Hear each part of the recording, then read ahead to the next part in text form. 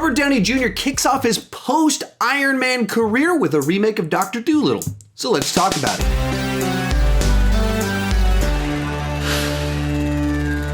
In Dolittle, as a point of reference, I saw the Rex Harrison film growing up, but that was over 25 years ago. I didn't read the stories, and I've never seen the Eddie Murphy films, so I went into this film with a pretty clean slate, just wanting a fun Robert Downey Jr. adventure with cute animals inside of it. Before I give you my take, go ahead and tell me what you thought down below in the comment section, or kind of your expectations or experience with the Doctor Dolittle character. With that said, let's get started with the good. And the best thing about this movie is that it is a quick-moving, big adventure. And made it for kids. That's what this is. I mean, there's a whole lot of times with people but they're pirates. There's a whole bunch of big action set pieces inside of it.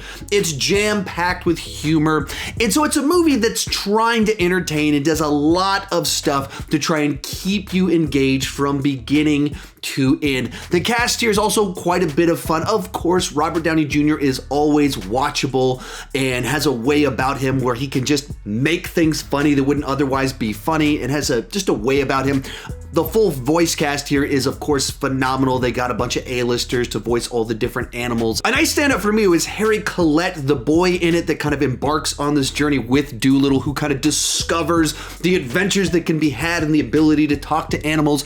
And he was a nice touch because he kind of offered this youthful giddiness inside of the film. And of course, animals are cute, and there's a lot of cute animals inside of the film. And as someone that's in a animal family and has a daughter that loves all cute animals, it was a lot of fun to watch the movie with her. And just in general, it's a film that doesn't overstay its welcome. Sometimes blockbusters these days, they just have these real big bloated runtimes. This one knows it needs to keep it quick moving, quick paced, and throw a lot of entertainment at the audience. Unfortunately, the movie has a lot of problems, so let's move on to the bad. Unfortunately, this movie is a tonal disaster. Like, I do not know who their target audience was, because so many elements of it were so childish, and other themes inside of it or jokes made so adult in nature that they just didn't mix well. They didn't go side by side, and it made for a movie that it felt scene to scene, character to character, like everything was directed by a different person. Much of it is a big fun adventure for the whole family that my daughter could enjoy. And then there's these themes about death, regret, loss, letting go, that kind of woven throughout the entire film that, my daughter's not connecting with that at all, and it would get pretty dark at times as it shifted between these two things. It's also a movie, once again, for the whole family, but its humor is for the lowest common denominator. You don't really get this from the trailers, but there's a ton of fart jokes. There's a scene where an ape kicks a lion in the balls inside of it, and the way the third act, the big climax of the film, the way the conflict with the creature is resolved, I don't want to spoil this moment for you. I couldn't believe what I was seeing. Like, I was like, are they really doing this? Are they really going down this path? Oh, they are. Oh, they are actually doing this right now. And it is just the absolute lowest common denominator. But at the same time, I don't even know that my daughter understood what was happening. So it was something that was like base level humor, but the target audience wouldn't even understand it at the same time. And that base level humor absolutely killed the experience for me. As I was watching the film, I'd really enjoy certain scenes and elements and be like, this one doesn't work so well.